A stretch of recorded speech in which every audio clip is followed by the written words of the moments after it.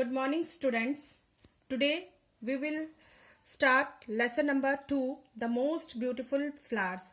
Yesterday I told you some part of the story. Let's have a recap. That long time ago there was a king of Italy whose name was Paolo Cabrini.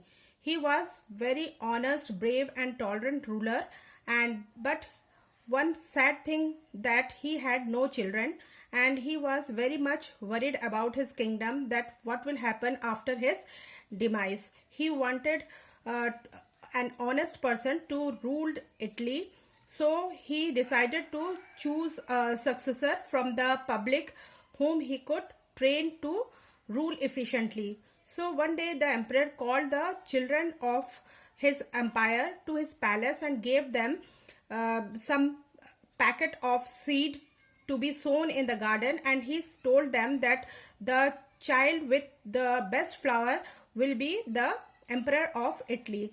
So the children sowed the seed in their garden, and among the children there was a boy called Albert, who was very honest boy, and he was the son of a poor carpenter.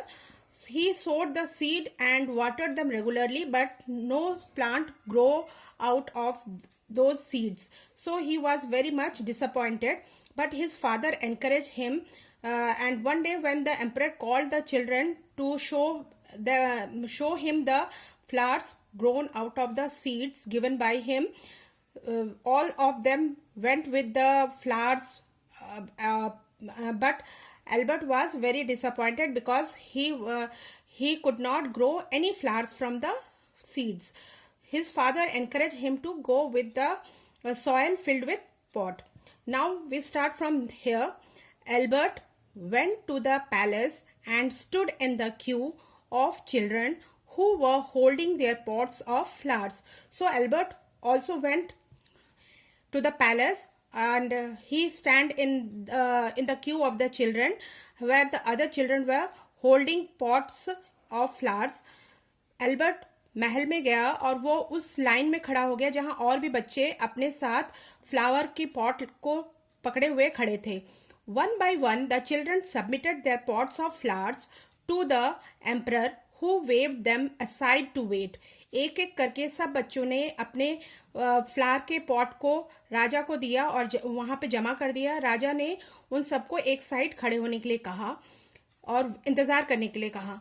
When Albert turn came, he presented the empty flower pot to the emperor.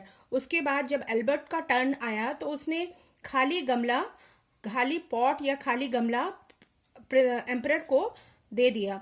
The emperor asked Albert why his flower pot was empty. So the emperor asked Albert why his flower pot was empty. राजा ने Albert से पूछा कि उसका pot क्यों खाली है. Albert replied that he had failed to grow any plant out of the seeds that the emperor had given him despite making every possible effort to do so. So Albert replied that after every possible effort he was failed to grow plants out of the seeds.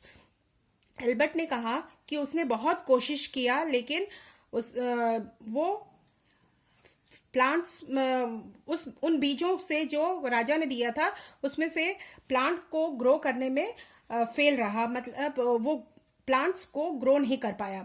The emperor stood up joyfully, hugged Albert and declared him to be his successor. Emperor was very happy, hugged Albert and decided or declared that he would be his successor. Emperor राजा खड़े हो गए और खुशी से उन्होंने Albert को गले लगा लिया और उन्होंने एल्बर्ट को अपना उत्तराधिकारी घोषित कर दिया.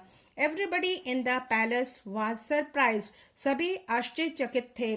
उस पैलेस में जितने लोग थे सब आश्चर्यचकित थे, क्योंकि यहाँ एल्बर्ट ने उन्होंने जैसा कहा था कि जो भी बच्चा सबसे अच्छा फूल उगा कर लाएगा उसे वो अपना राजा चुनेंगे।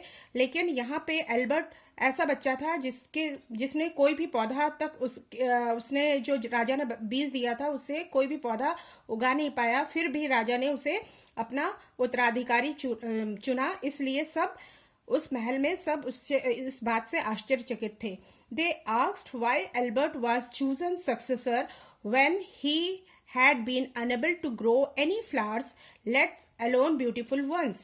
उन्होंने कहा, जो प्रजा थी उन्होंने कहा कि राजा ने एल्बर्ट को अपना उत्तराधिकारी क्यों चुना, जबकि वो कोई भी फूल उगाने में सक्षम नहीं रहा, और जबकि बाकी बच्चों ने बहुत सुंदर सुंदर फूल उगाए थे, लेकिन उन्होंने एल्बर्ट को ही क्यों अपना उत्तराधिकारी चुना। The emperor told them that he had not given them real seeds. In fact, the seeds were boiled and no flowers could grow from them. राजा ने कहा कि उन्होंने जो बीज दिया था वो असली बीज नहीं थे, वो बीज उबले हुए बॉइल्ड बीज थे जिसमें से कभी भी कोई फूल उग ही नहीं सकता था। All the children had lied except Albert and had used other seeds to grow flowers that they showed him. और दूसरे बच्चे जिन्होंने फूल उगा हुआ उनके गमला लेकर आए थे और राजा को दिखाया था, वो सब उन्होंने झूठ बोला था, क्योंकि उबले हुए बीज से कभी भी कोई पौधा नहीं उग सकता था। सिर्फ एल्बर्ट ही एक ऐसा बच्चा था जिसने सच कहा था, और उसने कहा था कि उसने वो कोई भी पौधा या फूल उगा नहीं पाया। Albert was the only boy who was honest and speak the truth. Albert ही एक ऐसा बच्चा था जो सबसे ईमानदार था और जिसने सच्ची बात कही थी। The rest of the children and their parents hung their heads in shame. बाकी जितने बच्चे थे और उनके पेरेंट्स थे, सब शर्म से उन्होंने अपना सर झुका लिया था, क्योंकि उनके बच्चों ने झूठ बोला था। So Honesty is the best policy. You should always be truthful and sincere. इस स्टोरी से आपको ये पता चलता है कि ऑनेस्टी, ईमानदार, सर्वोत्तम नीति है, और हमें हमेशा सच्चाई का रास्ता अपनाना चाहिए।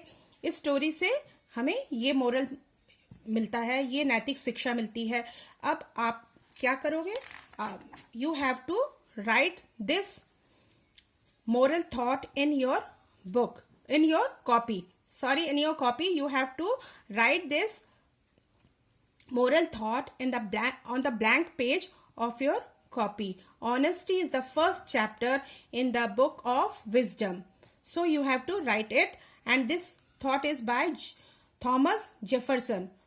So your homework is you have to write this moral thought in your blank side of your copy and read this chapter.